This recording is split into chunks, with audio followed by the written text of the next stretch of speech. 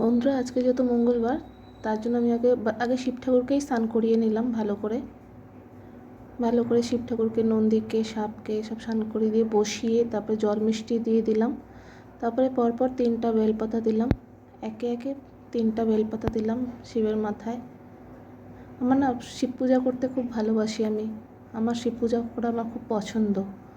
তাই আমি রোজই শিবের মাথায় জল ঢালি বাড়ির ঠাকুরে।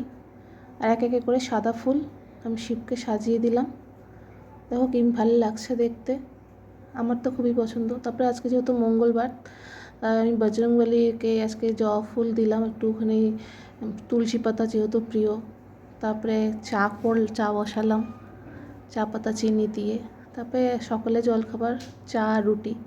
তারপরে পরপর আলুর দম করে নিলাম, আজকে আলুর দম করছি যেহেতু মঙ্গলবার, তার জন্য আলুর দম আর পোলাও করব। আলুর দমটা হচ্ছে এখন, বেশ সুন্দরভাবে নাড়ছি, নেড়ে একটুখানি আলুর দমে একটু সেন্ট না হলে ভালো লাগে না, তার জন্য আমি একটুখানি কস্তুরি মেথি দিচ্ছি। দেখো ভালো করে কস্তুরি মেথি দিয়ে তারপর একটু জল দিয়ে মশলাটাকে ভালো করে একসাথে কুটিয়ে নেব, যাতে মশলাটা কড়াইয়ের মধ্যে চারিদিকে লেগে না থাকে।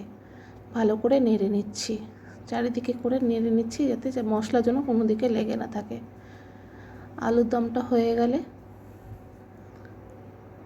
আলুর দমটা ফুটছে, আমি যথারীতি পোলাওয়ের জন্য করলাম। পোলাওয়ের চালটা ভাজাভুজি হয়ে গেল, তারপরে আমি নুন হলুদ দিয়ে একটুখানি নাড়া নিয়ে নিলাম।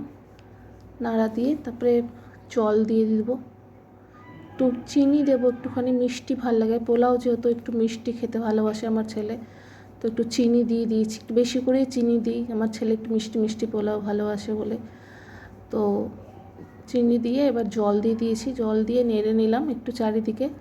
নেড়ে নিয়ে ভালো করে চারিদিকে চালগুলো লেগে থাকে, তো তার জন্য চালগুলো একটুখানি ভালো করে নেড়ে দিয়ে তারপরে আমি ঢাকনা দিয়ে ঢেকে দেবো। চালটা যেহেতু জলটা ফুটে গেল, তারপরে আমি ঢাকনা দিয়ে ঢেকে দেবো।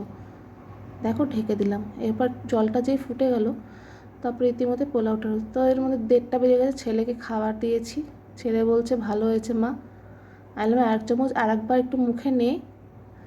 তারপরে ছেলে একটু মুখে নিল, 2বার তুললো, তারপরে একটু আলুর দম খেতে বললাম, খেলো। খেয়ে বলছে না মা সত্যি ভালো হয়েছে, খুব ভালো হয়েছে। তারপরে আমি নিজের খাবার নিয়ে চলে আসলাম।